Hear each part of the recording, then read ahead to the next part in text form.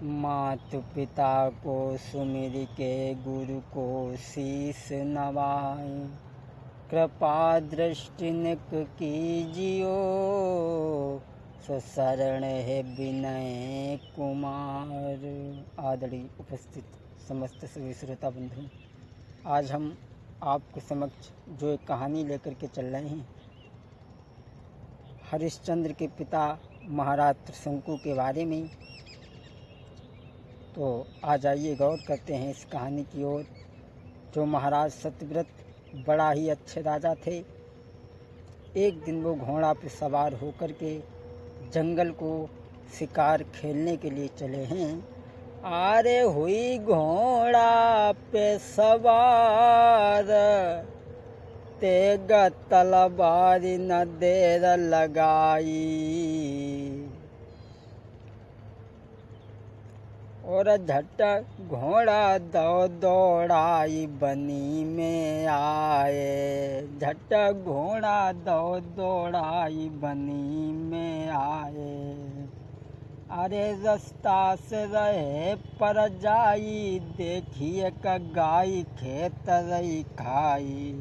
ताई देखी राजा ने बात विचारी। महाराज सत्यव्रत घोड़ा पर सवार होकर के जंगल को शिकार खेलने के लिए जा रहे थे, लेकिन रास्ते में उन्होंने क्या देखा कि एक गाय एक खेत को खा रही है और किसान सो रहा है।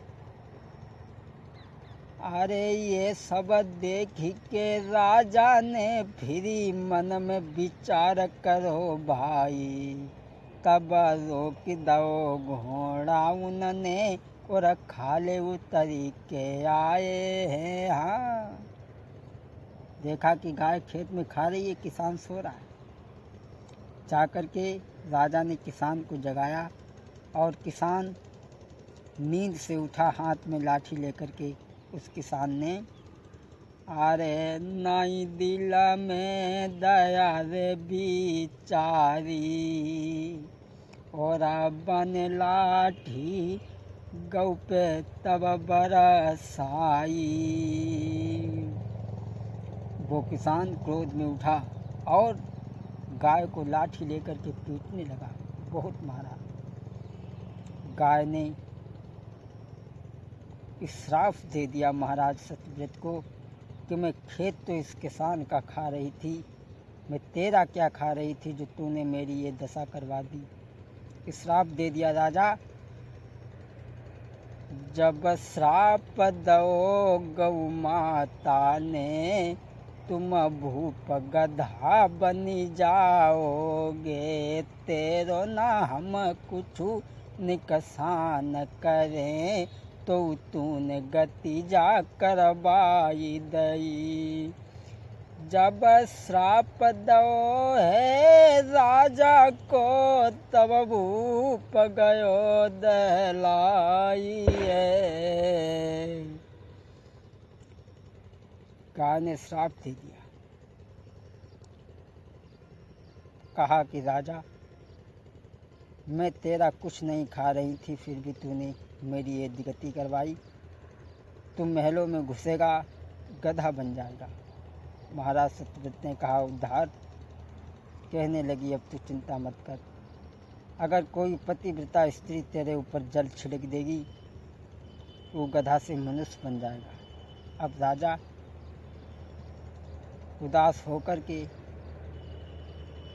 वापस आए हैं अपने राज्य में, लेकिन घर में नहीं घुसे। सोच रहे हैं घर में अगर घुसूंगा तो गधा बन जाऊंगा। रानी ने देखा कि महाराज बड़े उदास हो और घर के अंदर नहीं आ रहे हो। राजा कहने लगा मुझे एक गाय ने श्राप दिया है, अगर मैं महलों में घुसूंगा तो गधा बन जाऊंगा। रानी कहने लगी ये गाय की भी कोई बात सत्य होती है, बेमतलब की बात कर रहे आप। सो रानी ने अरे पकड़ी कलाई प्रीतम की, तब ले गई घरे लिबाई रे। जैसे ही घुसे भूप महलन में, गधा बनी गए भाई रे। जैसे राजा महलों में घुसे, गधा बन गए। अब रानी बड़ा दुखी हुई,